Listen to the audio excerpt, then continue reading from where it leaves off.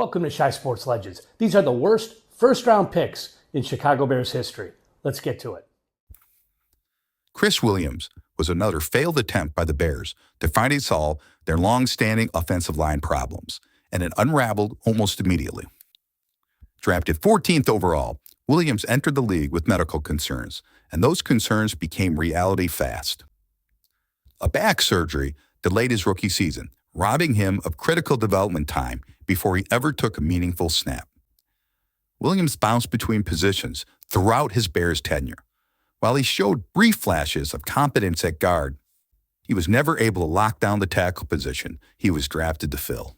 Injuries and inconsistency followed him year after year, preventing any sustained momentum. By 2012, the Bears had seen enough. Williams was released, closing the book on another first-round offensive lineman who failed to become a long-term solution. Rashaan Salaam arrived in Chicago carrying enormous expectations. Fresh off a Heisman Trophy winning season in Colorado, Salaam looked like the next great Bears running back. And early on, the optimism felt justified.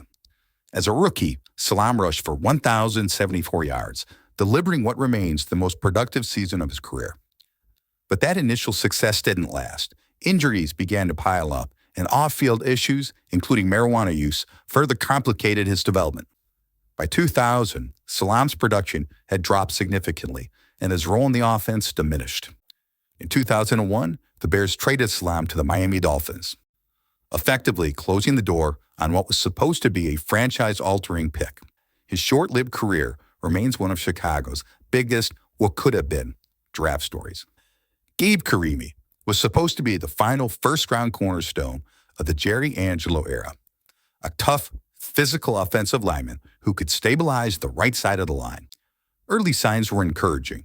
Carimi won the starting right tackle job in training camp as a rookie. But everything changed just 2 games into the season when he suffered a dislocated kneecap, an injury that derailed his development almost immediately. Although Carimi returned in 2012, he was never the same player. The Bears moved on quickly, trading him to the Buccaneers for a 6th-round pick, a quiet ending to a first-round selection who never came close to meeting expectations. Shea McClellin wasn't just a draft pick, he was a warning sign. As the first-round selection of the Phil Emery era, McClellin was expected to become a key defensive piece. Instead, he never found a true home in Chicago's defense. Drafted as a pass rusher, McClellin didn't fit Lovie Smith's 4-3 cover 2 scheme and was forced to play out of position at defensive end. Over 4 seasons, McClellin totaled just 7.5 sacks, often looking outmatched. He signed a 2-year deal with the Patriots in 2016, but his career fizzled out soon after, retiring in 2018. For a top 20 pick, the return simply wasn't there.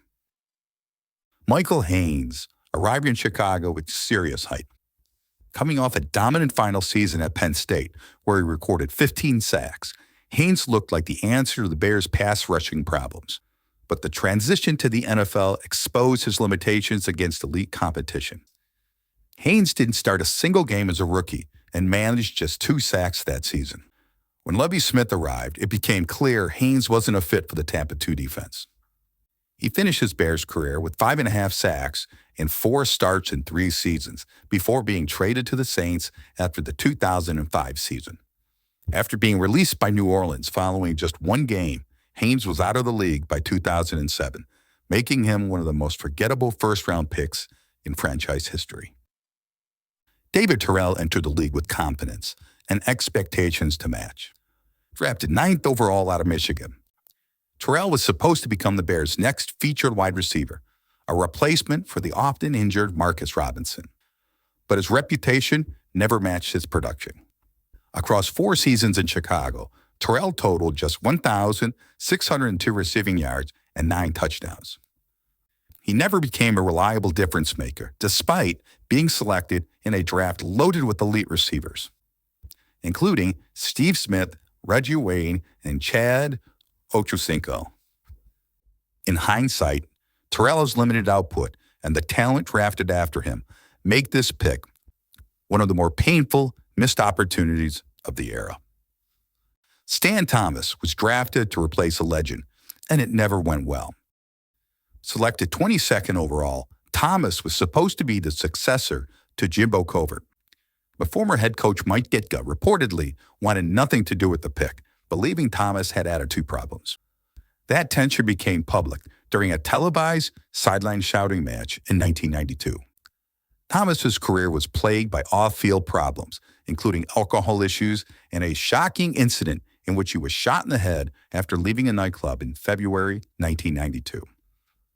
He never stabilized the offensive line and was eventually traded, closing the book on one of the most dysfunctional draft decisions in team history. Curtis Enis represents one of the most painful what-if moments in Bears draft history. Taken 5th overall, Enis was expected to become the face of the offense. Instead, his career unraveled quickly. After holding out for a larger contract, Enis tore his ACL in the 9th game of his rookie season. His best season came in 1999 when he rushed for 916 yards and 3 touchdowns, but averaged just 3.2 yards per carry. By 2000, Enis was out of the league entirely. The sting of this pick is magnified by the fact that Randy Moss and Fred Taylor were selected after him, players who went on to define their era. Few Bears draft picks inspire more frustration than Kevin White.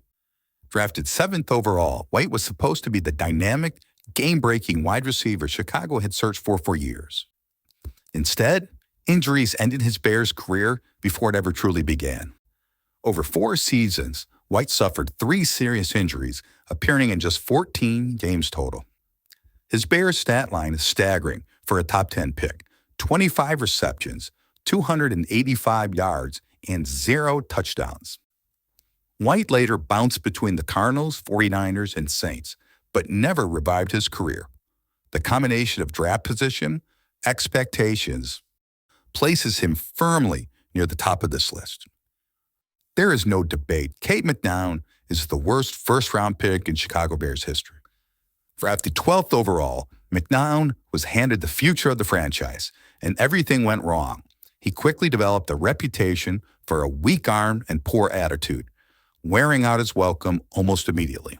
In 2 seasons, McNown started 15 games, compiling a 3-12 record, throwing 16 touchdowns and 19 interceptions, fumbling 14 times, and completing just 54.6% of his passes. The Bears traded McNown to the Dolphins in 2001, and he never played another NFL snap. For a quarterback taken in the first round, at a position the Bears have historically struggled to solve, Cade McNown remains the most damaging draft mistake the franchise has ever made. There you have it. Who is the worst first-round pick in Chicago Bears history? Drop your thoughts in the comments. If you like this video, hit like and subscribe. Thanks.